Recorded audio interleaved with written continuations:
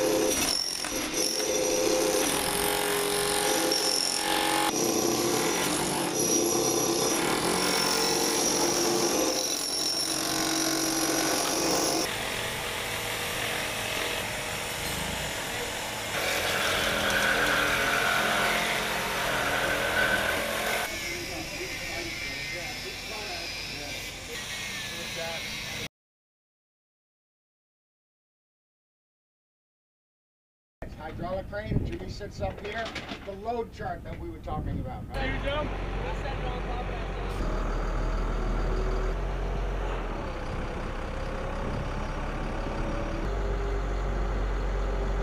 I pulled the seat belts out. I got a chain, it wasn't a chain. I turn around and I put the chain through the seat belt,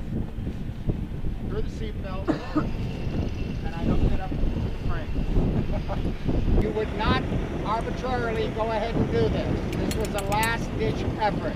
This is an exercise in showing you just how strong these things are. Last-ditch effort. Not only did we hold the car to where it didn't sink anymore, but we had time. As the car came up a little bit, the water started to drain, made it a little easier for the rescuers to get in there and cut that little girl out of the car.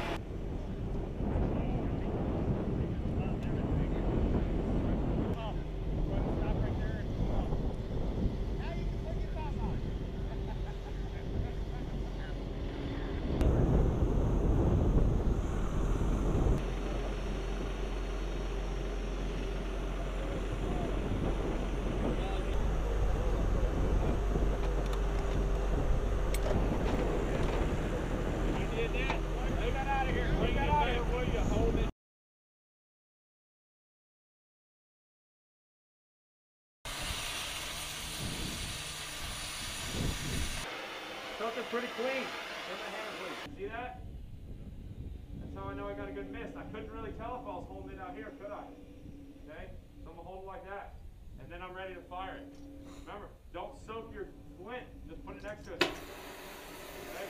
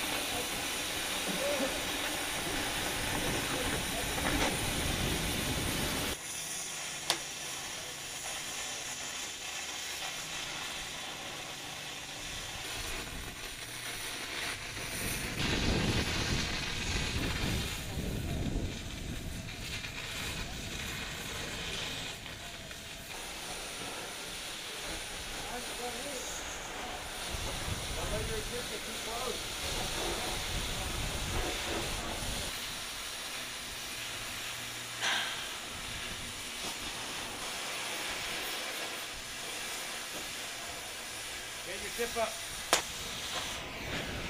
All right. I didn't tell you this. It's my bad. Generator missing.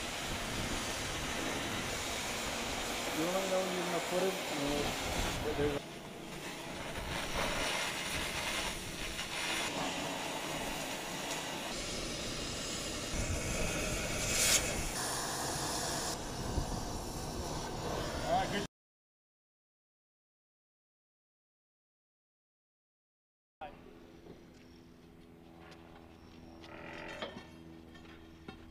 Everyone ready?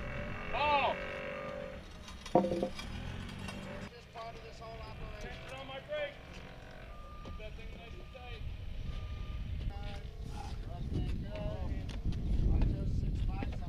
Hey, someone else jump on the hull. All right, we're good. We got our whole thing. We got the other body. Keep backing it to grab the other. There you go. Keep backing it.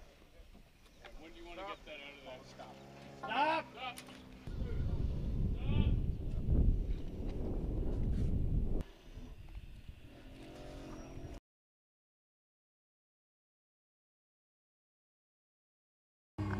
I don't know what to tell them. I had a great time and I learned a lot, and I could really use this outside in the civilian world. cool. You know, it's an opportunity, a really good experience.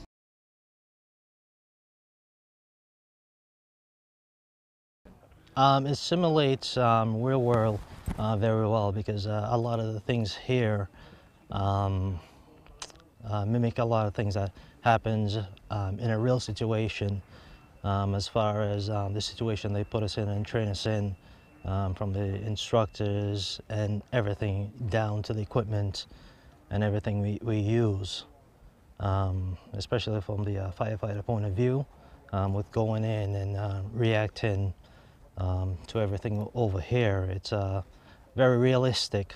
This will benefit me in a lot of ways. This is eventually going to help me get into the fire department, which I'm trying to do on the civilian end.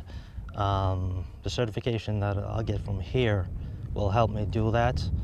And I mean, learning from a lot of these instructors with as much experience as they have here, at any time you can run into an instructor with over 30-something years of experience, and between all the instructors combined, it's a lot of experiences in one place. Well, it's just going into such a tight space with all the gear on. That wasn't fun for me at all, but I mean, you know, you put yourself in this situation where you have to go in and get someone, you have to change your mindset and do what needs to be done and get it done.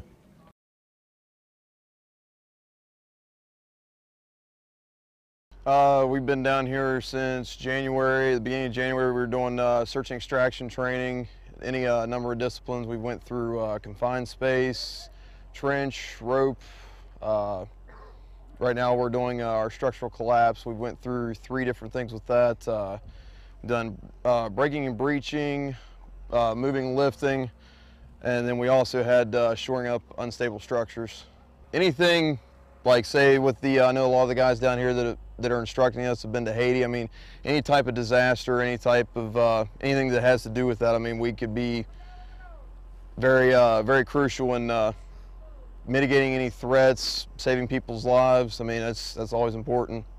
I think it's very realistic. I mean, we're working, I mean, as you can see, we're working with real cranes, we're in full-size cars. I mean, this is real concrete. It's nothing fake. I mean, it's realistic, but yet it's a controlled environment. So that way, nobody down here, they're still safe, but yet we're still getting as realistic as possible without the real thing. I can see myself doing this on the civilian side. I mean, trying to get in with the fire department. I mean, I've actually got some contact information with guys looking at possibly doing the civilian side. It's that and these certs, I mean, these are very valuable. I mean, you can use this in a lot of different areas. They basically just broke it up. Usually we have at the minimum a week on each discipline. We go through, they give us an introduction, any type of classwork that we have, all of our safety briefings, and then we go out and get our basically crawl, walk, run phase. And we go through, and we have a final scenario at the end of each discipline to basically bring all of our skill sets together and see how well how much we've learned and how well we can work our situations.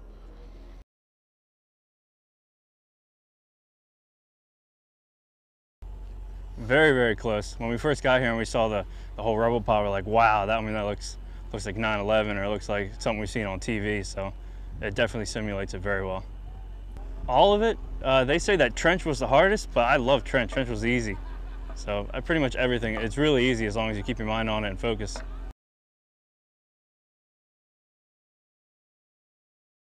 Actually getting trained up on S&E for the search and extraction mission. Going over 5 disciplines that learns as pertinent to the Homeland Security mission. We'd be utilized as a response team that would come in and help with a situation similar to, I can use an example of the World Trade Center, Katrina, things like that, where you're dealing with mass casualties, mass losses, and especially in terms of structural collapse, and it all ties in with that. A lot of these disciplines, they all tie together, so that's where, when it's a situation where we would need to go in and implement those disciplines. Having personnel trained that can go in and begin rescue process and do that is paramount, and maintaining level of civility, I think, throughout there. So.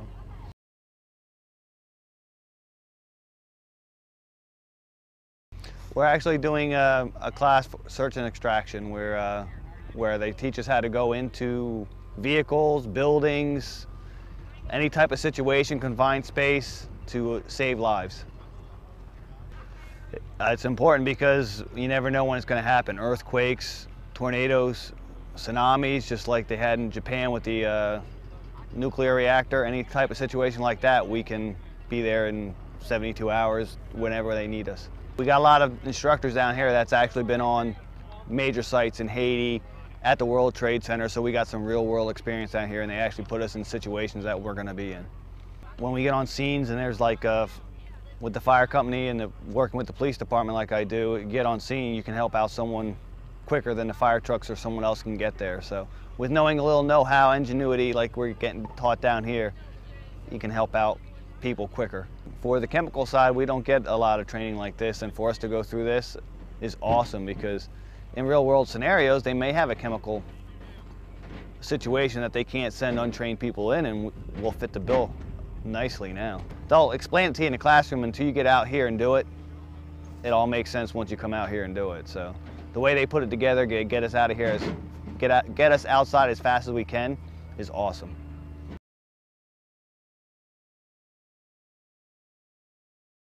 A little of both. I thought it'd be a little less, a little more boring, because every time we go somewhere and do something, it's like, you can't touch this, don't do that. But here, it's like you want to get your hands on it, and they push you to try to get the whole danger thing going on, and I like that. I think it's pretty real world right now. Like, everything that they put us in during like final scenarios and stuff, it can get pretty real, and that's what I like. As long as you kind of like put your mind as it is a real situation, then I think you can get like the full experience out of it. But if you just think it's just like something to do, you're not really gonna get that whole feeling. Not something a lot of people get to do. Again, with VMR, tearing those cars apart, who doesn't want to cut an entire car in half?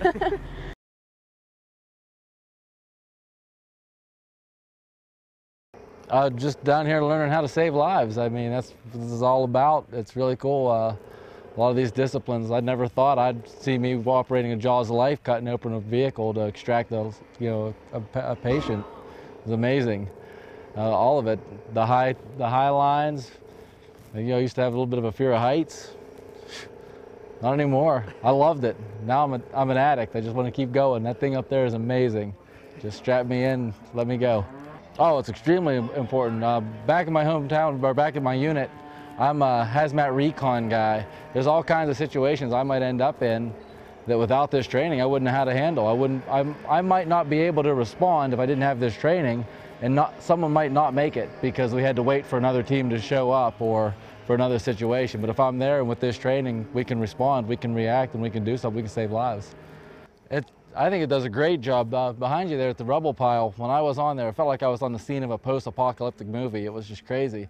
I loved it. I mean, getting down in there, it's really what it's going to look like if a city falls in on itself. I mean, it's pretty intense. You're just more prepared to respond. I mean, anybody driving down the highway can see something, and if you know what to do and what not to do, and you can stop somebody from making a foolish decision, you know, when that eager police officer wants to run into a scene because it's what he's trained to do is go head first, and you see something that's not safe or that could get him killed, you might be able to save his life so he can more effectively save others. I mean, it's really intense. It's really deep training. I'm loving it.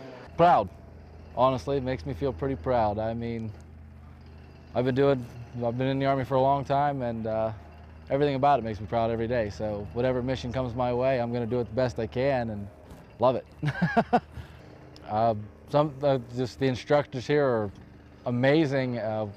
If more units can send their soldiers to this training, I think it would benefit the entire military.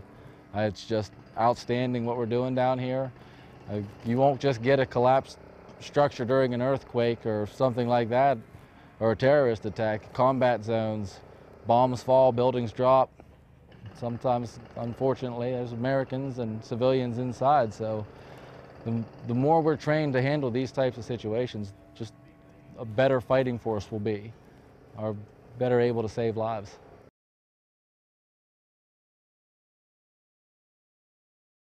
Many of the instructors that are here today are firemen, so they deal with life-threatening situations most every time they work.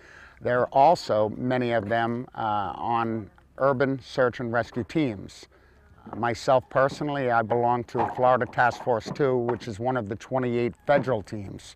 I've been to many deployments. I've been to the World Trade Center. I went to Haiti, the earthquake. I've been to many of these things. So it's good to have somebody with some experience, real life experience, to be able to share some of the things we've seen. And because you can't get it all out of a book, you can't get it all out of a slide presentation. Sometimes, and you don't want to give too many stories and too many details, but you want to share these things so hopefully if they do get deployed, they don't end up making the same mistakes that we might have made. In some of the training scenarios, they will literally have a sound system set up where while these people are doing their operations, they'll be screaming and crying and sirens and noises in the background to distract them. Other situations in a confined space scenario, when they send in medical specialists to get to a victim, sometimes they'll literally put in a dead pig or something, just because these smells that you may encounter. We have hazards, simulated hazards, if they don't monitor a space properly and the alarm goes off, they have to evacuate. We have evacuation drills. The only thing missing is real people, and let's hope to God that we never have to deal with that. I hope all the training that they get, I hope they keep it in their pocket and be very prepared in the event they do get deployed. I'm honored to be one of the instructors here for these guys and gals. They work hard. They really do work hard, and it's all jam-packed into such a short 9 weeks. There's firefighters and there's urban search and rescue people that don't have the certifications that these people have now, and they could be on the job for 20 years. These people are jamming this all together in 9 weeks.